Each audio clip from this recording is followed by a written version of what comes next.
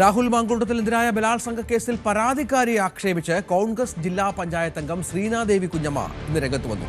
അല്പം മുമ്പാണ് ഇവരുടെ ഫേസ്ബുക്ക് പോസ്റ്റ് പുറത്തു വന്നത്. കുടുംബ ബന്ധങ്ങൾക്ക് മൂല്യം കൽപ്പിക്കാത്തതിന്റെ പ്രശ്നമാണിതെന്നും മൂന്നാം പരാതിയിലും അസ്വാഭാവികതയുണ്ടെന്നും FBയിൽ പങ്കുവച്ച വീഡിയോ സന്ദേശത്തിൽ ശ്രീനാദേവി കുഞ്ഞമ്മ പറയുന്നു. പ്രതിസന്ധി നേരിടാൻ അതിജീവിതയ്ക്ക് മനക്കരുത്തുണ്ടാകട്ടെ അവനൊപ്പം എന്ന പോസ്റ്റിൽ വ്യക്തമാക്കുകയാണ് ശ്രീനാദേവി കുഞ്ഞമ്മ. ഞാൻ അവൾക്കൊപ്പമോ അവനൊപ്പമോ അല്ല, സത്യത്തിനൊപ്പമാണ്. സത്യം ആർക്കൊപ്പമാണോ അവർക്കൊപ്പമാണ് നമ്മൾ നിൽക്കേണ്ടത്. സോ രാഹുൽ മാങ്കൂട്ടത്തിൽ എന്ന വ്യക്തിയുടെ വിഷയവുമായിട്ട് ബന്ധപ്പെട്ട് വളരെ രീതിയിലുള്ള ചർച്ചകളും വാർത്തകളും ഒക്കെ നമ്മൾ കാണുന്നുണ്ട്. അതുകൊണ്ട് അവൾക്കൊപ്പം അവനൊപ്പം എന്നുള്ള പ്രയോഗങ്ങൾക്കല്ല, മറിച്ച് സത്യത്തിനൊപ്പം നിൽക്കുക എന്നുള്ള വാക്കിനാണ് ശരി. തീർച്ചയായിട്ടും അതിജീവിതയ്ക്കും ഇര അവർക്കൊപ്പം തന്നെയാണ് നിൽക്കുക, അല്ലാതെ ഇപ്പോൾ വേറെ ആർക്കൊപ്പം നിൽക്കുക. പക്ഷെ നമ്മൾ ഇര എന്നുള്ള പ്രയോഗം ഒഴിവാക്കണം തോന്നുന്നു. ഒരു സ്ത്രീയെ നമ്മൾ ഇര എന്ന് പറയാൻ പാടുണ്ടോ? ഇരയും വേട്ടക്കാരനും നമ്മൾ മാധ്യമങ്ങളിലൂടെ സൃഷ്ടിക്കപ്പെടുന്ന വാക്കുകളാണിതൊക്കെ. അതല്ലാതെ നമ്മുടെ ലീഗൽ ലാംഗ്വേജ് ഇതാണോ? എനിക്കറിയില്ല, എനിക്കങ്ങനെ തോന്നുന്നില്ല. അപ്പം അതുകൊണ്ട് ഇരയും ഇര, വേട്ടക്കാരൻ തുടങ്ങിയിട്ടുള്ള പദങ്ങൾ നമ്മൾ ഒഴിവാക്കുക. ഇര എന്നുള്ള പദം ഒഴിവാക്കുക. അതൊക്കെ അത്ര സുഖമുള്ള പദങ്ങളല്ല. അതിജീവിത കുറച്ച് വളരെ അന്തസ്സോടെ വളരെ അഭിമാനത്തോടുകൂടി ഉപയോഗിക്കാവുന്ന ഒരു പദം തന്നെയാണ് അതിജീവിത. ഇര എന്നുള്ള പദത്തോട് വ്യക്തിപരമായ വിയോജിപ്പാണ് രേഖപ്പെടുത്തുന്നത്. വ്യക്തിപരമായി അത്തരത്തിലുള്ളൊരു പ്രയോഗത്തോട് താല്പര്യമില്ല. തീർച്ചയായിട്ടും അങ്ങനെ ഒരു പെൺകുട്ടിക്ക് അല്ലെങ്കിൽ ഒരു സ്ത്രീക്ക് ഉണ്ടാകുന്ന അഭിമാനക്ഷതം ഉണ്ടായിട്ടുണ്ടെങ്കിൽ തീർച്ചയായിട്ടും അവിടെ രണ്ടാമതൊരു ചോദ്യത്തിനോ ഒന്നും പ്രസക്തിയില്ല ആർക്കൊപ്പമാണ് എന്നുള്ളത്. പക്ഷെ ഇവിടെ ഇര ആര് എന്നുള്ളൊരു ചോദ്യം ചിലർ സംശയമൊക്കെ ഉന്നയിക്കുന്നുണ്ട്. Let us see. നമുക്കൊരു കേസിന്റെ വിധി വരാതെ, കേസിന്റെ വിധിന്യായങ്ങൾ പൂർത്തിയാകാതെ, അതിന്റെ പ്രൊസീഡിങ്സ് പൂർത്തിയാകാതെ നമുക്കൊന്നും പറയാൻ സാധിക്കില്ല.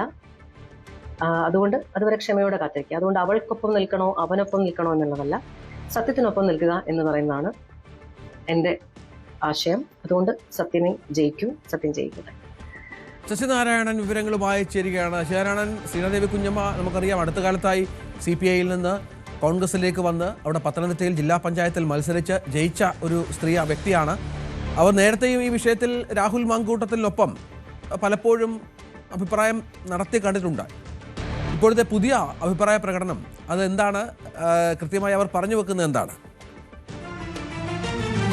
രഞ്ജിത്ത് സൂചിപ്പിച്ച പോലെ തന്നെ നേരത്തെയും രാഹുലിന് പീഡന കേസ് വന്ന സമയത്ത് രാഹുലിനെ അനുകൂലിച്ച് ശ്രീനാദേവി കുഞ്ഞമ്മ വന്നിരുന്നു. അന്ന് CPIയിലായിരുന്നു. അതിനുശേഷമാണ് പാർട്ടി നടപടിയിലൊക്കെ ശേഷം പിന്നീട് കോൺഗ്രസിലെത്തുകയും പള്ളിക്കൽ ഡിവിഷനിൽ നിന്നും ജില്ലാ പഞ്ചായത്ത് അംഗമായി വിജയിക്കുകയും ചെയ്തിട്ടുള്ളത്. അതിനുശേഷമാണ് ഇപ്പോൾ ഇത്തരമൊരു പ്രസ്താവന ഫേസ്ബുക്ക് വഴി തന്റെ നിലപാട് ശ്രീനാദേവി കുഞ്ഞമ്മ വ്യക്തമാക്കിയിരിക്കുന്നത്. രാഹുലിനെ പിന്തുണച്ചാണ്.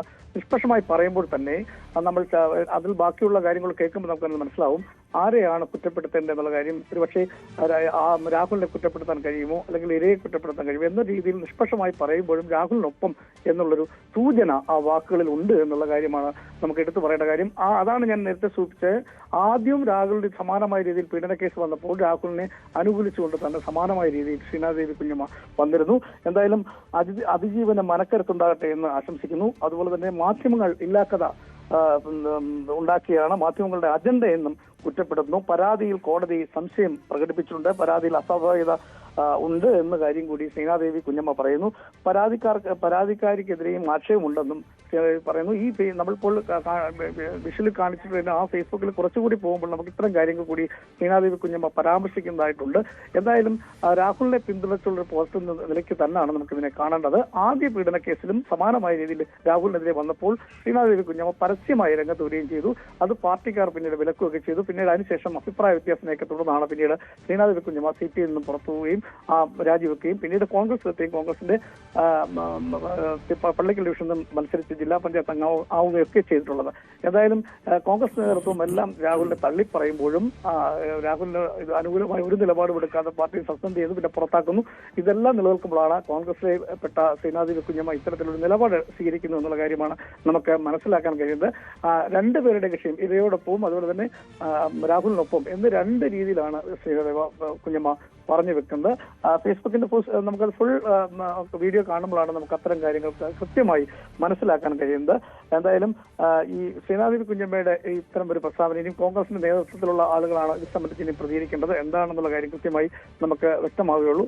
തീർച്ചയായും രാഹുലിനൊപ്പം അല്ലെങ്കിൽ ഇരയ്ക്കൊപ്പം എന്നുള്ള വ്യക്തമല്ലാത്ത രീതിയിലാണ് പറയുന്നതെങ്കിലും മുൻപും ഈ രാഹുലിനെ പിന്തുണച്ച് ശ്രീനാദേവി കുഞ്ഞമ്മ വന്നു എന്നുള്ളതാണ് നമ്മൾ ഇതിനെ നോക്കിക്കാണേണ്ടത്. സ്വാഭാവികമായും രാഹുലിന്റെ പിന്തുണ തന്നെയാണ് എന്നുള്ളതാണ് നമുക്ക് മനസ്സിലാക്കേണ്ടത്. രഞ്ജിത്തെ, തീർച്ചയായും ശ്രീനാദേവി കുഞ്ഞമ്മ CPIയിൽ നിന്ന് കോൺഗ്രസിലെത്തി. കഴിഞ്ഞ തദ്ദേശ ഭരണ തെരഞ്ഞെടുപ്പിൽ കോൺഗ്രസിന്റെ ഭാഗമായി ജില്ലാ പഞ്ചായത്തിൽ മത്സരിച്ചു, വിജയിച്ചു. നേരത്തെയും രാഹുൽ ഈ വിഷയത്തിൽ രാഹുലുമായി ബന്ധപ്പെട്ട ആദ്യത്തെ 2 പരാതി വന്നപ്പോഴും ശ്രീനാദേവി കുഞ്ഞമ്മ രാഹുലിനൊപ്പം നിലയുറപ്പിച്ച ഒരാളാണ്. ഇപ്പോൾ അതേ നിലപാട് അവർ ആവർത്തിക്കുകയാണ്.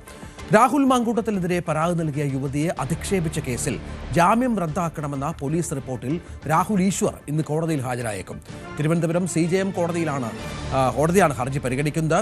രാഹുൽ ഈശ്വർ ജാമ്യവ്യവസ്ഥ ലംഘിച്ചുവെന്നും അറസ്റ്റ് അനിവാര്യമെന്നുമാണ് പോലീസ് കോടതിയിൽ സമർപ്പിച്ചിരിക്കുന്ന റിപ്പോർട്ട്. പരാതിക്കാരിയെ വ്യാജ അതിജീവിത എന്ന് വിളിച്ച് അധിക്ഷേപിച്ചുവെന്നാണ് രാഹുലിനെതിരായ പോലീസ് റിപ്പോർട്ടിലെ പരാമർശം.